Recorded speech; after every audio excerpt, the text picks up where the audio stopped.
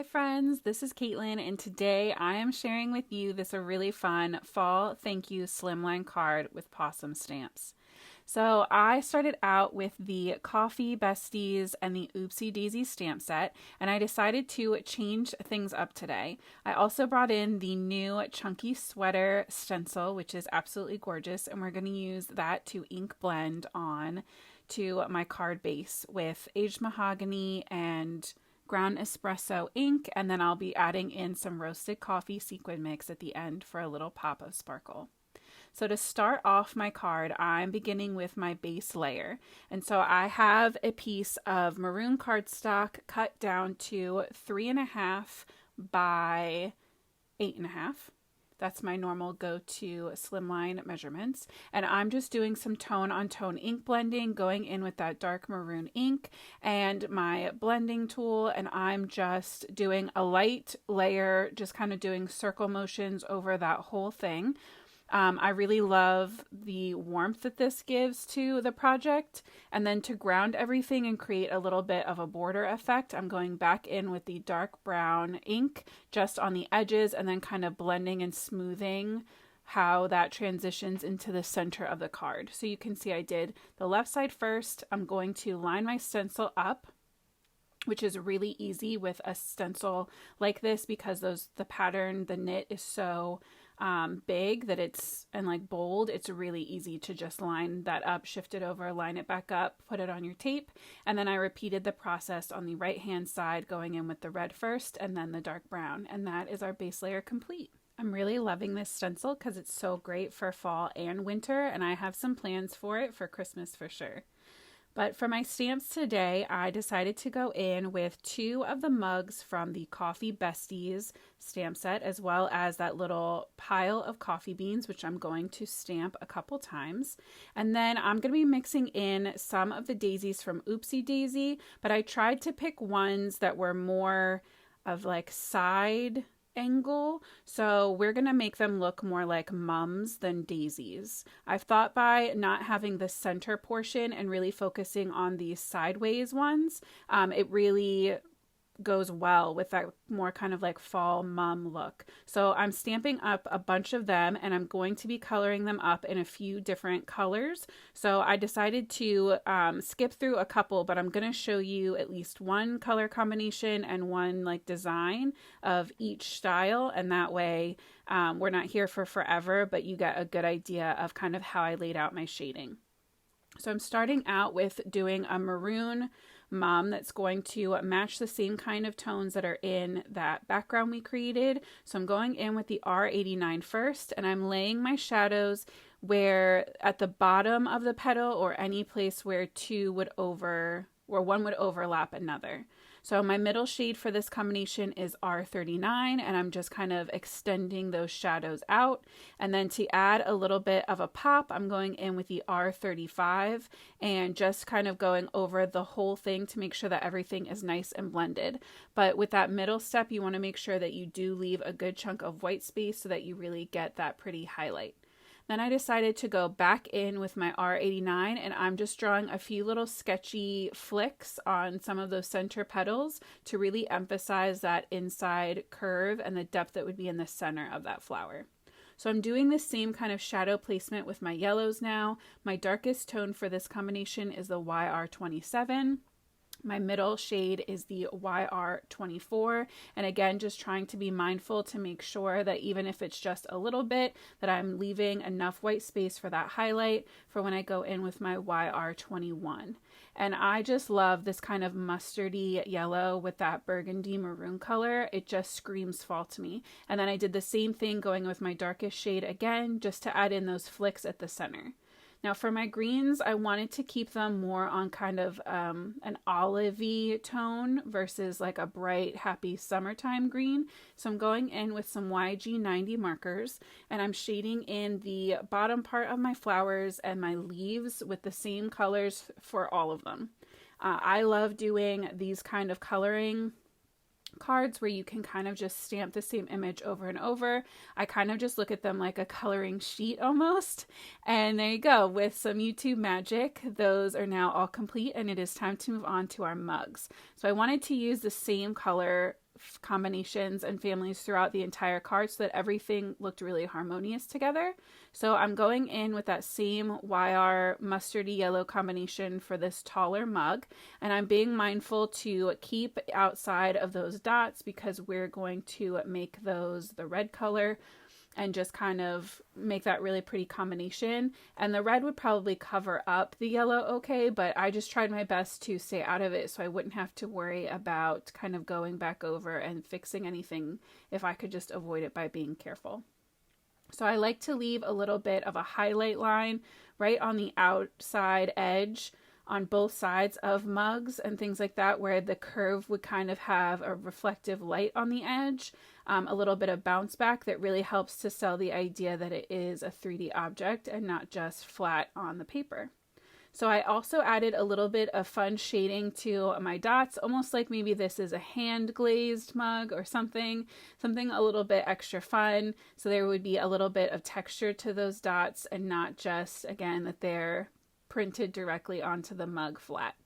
Obviously you could color this however you wanted. I just thought it would be fun to give this a little bit of texture and dimension to kind of match with how much depth I thought that there was in those flowers. I'm using the same red and yellow tones to make a little stripy straw for my cup. And then for my whipped cream, I decided to make it a little warmer than I normally would. When I like to do whipped cream in the winter or on like a colder feeling card with cool tone colors, I prefer to use like cool gray markers. But because there's so much warmth going on this card, I really wanted to change it up a little bit and still have it read as white and kind of creamy, but not be so cold. So I used some soft E markers instead of grays to kind of give that warmer feel. And then I used the same YG markers that I used on my leaves and flowers before to shade in this other shorter mug. I really like the idea of trying to use colors by a rule of 3 whenever I can. So the fact that I have those YG olivey markers on my flowers and my leaves and my mug, it just looks more visually appealing to the eye and like everything is really meant to be there. And that makes it, to me, it looks a little just more purposeful. Like it was very intentionally done. So I use those same E markers for the whipped cream or foam on the top of this mug. And coffee is one of my favorite things in the fall, and hot chocolate and all of that. So this card really does speak to me. So I used some E50 markers to shade in my espresso beans. I kept the shading on these very simple. I'm just adding a shadow to the center part, kind of where the crack is through the bean, and then adding my medium color over that and at the bottom, making sure to leave that top little sliver open for the highlight that's going to be that E55. I colored both piles up the exact same, and then it was time to add some extra embellishment and character with a little bit of a white gel pen. So I'm going to add some highlight and some shine to my mugs. I like to add some on both sides, kind of one that's more higher up and one that's more low, just because the light would be reflecting differently. And then I trimmed everything out with my coordinating dies.